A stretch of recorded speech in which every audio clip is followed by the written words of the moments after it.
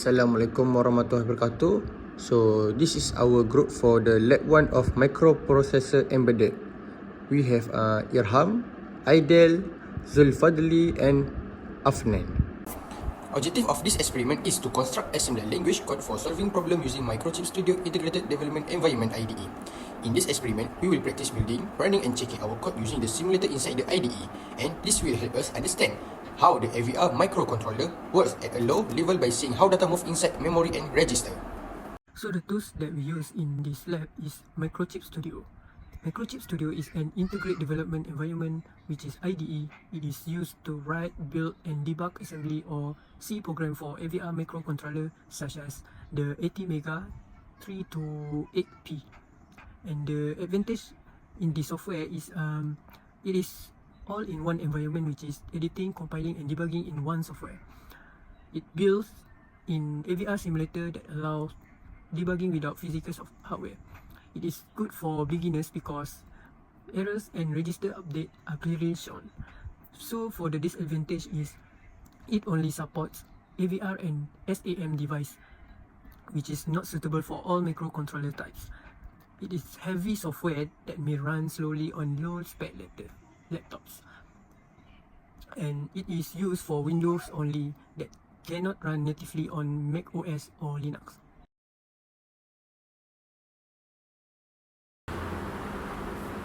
After we successfully install the software, we will selection window and we select the target device such as ATmega 32AP, and then we click the OK button. Then we go to the debug and start debugging and break and choose simulator as the selected debugger programmer and we save it. Again, we go to the debug and start debugging and break to start debugging, step through the code. And lastly, we click on file new project to select assembler and we write our preferred file name. First, we need to declare for the first number method, which is we use LDI R16 number 1. And then we need to store the R16 into the RAM, which is we use 0x100.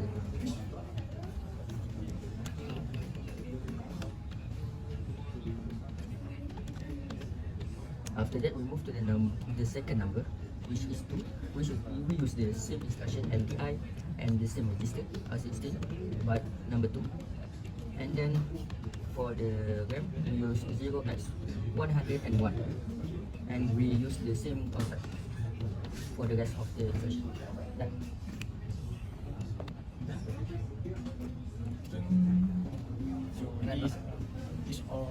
So this is the final coding. And we move to the output.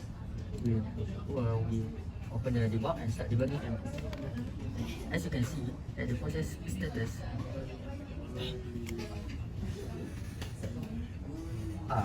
it will come out with 1, and then 2, 3, 2, 1, 4, and 1.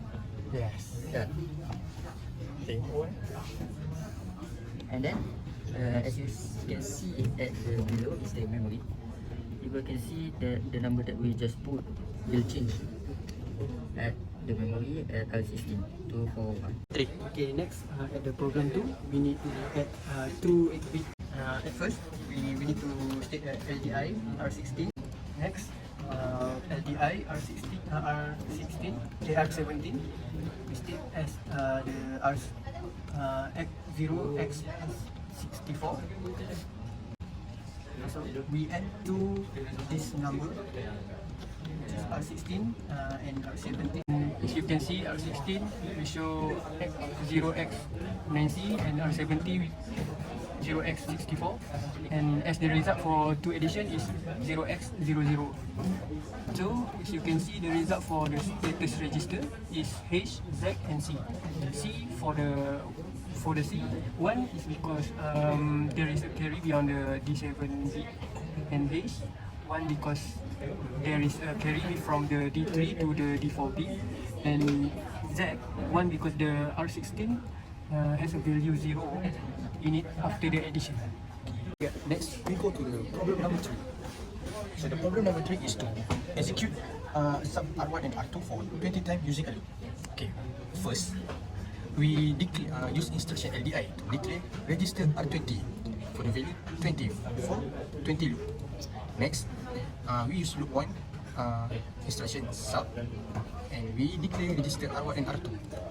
Next, we use instruction decrement R20, meaning the value of 20 will minus with 1 until it get to the 0. And then the instruction BRNE L1, meaning branch is not equal to L1. If z equal to 0, we will continue to looping, and if z equal to 1, we will jump to L2. And so as you can see at R20 is starting with the value 0 x with 14, meaning is 20 value. So we decrement for the every loop until it get to 0. After it get to 0, it will stop, no looping anymore. So as you can see at R20, the value is 0 times with 0, 0. It's meaning at the status register z equal to 1. Next, we will for problem 4, which is compute the sum 15 until 1 using a loop. Okay. For the first one, we need to declare R20, which 15, and then we declare R20, which is 0.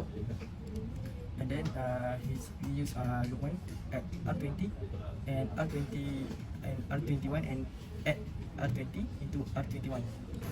And then we use instruction decrements to R20 for minus 1, and then we use instruction BRNE branch not equals L1, and then in BRNE L1, when 0 is equal to 0, we need to jump to the L1, and then we use the other the same methods until z equal to 1, and then we execute to the next line. Here we can see R20 is 0 times 0f, which is 15.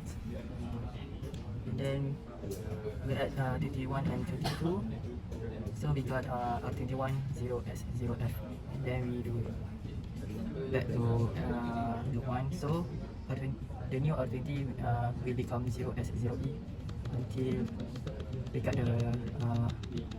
the final R20 will become 0, and R21 will become 0 at 78, which is 15 plus 15 until 1, you will get the 17. And in the decimal value, we get 120. So certain resistor will be 1. And last but not least, problem 5, we need to add 5, 10, RT30 using loop. And then first, we use instruction LDI to store the value 5 in R16.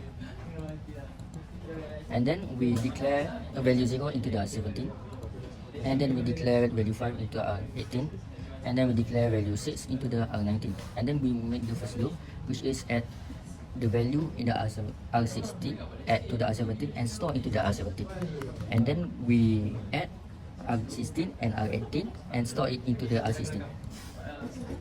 And then we using decrement, which is R19 minus with 1. And then we use BRNE for branch not equal to z equals to 0, we'll jump into the loop 1 again. And then if z is equals to 1, we'll not jump, but we'll proceed to the next selection, which is L2 jump L2.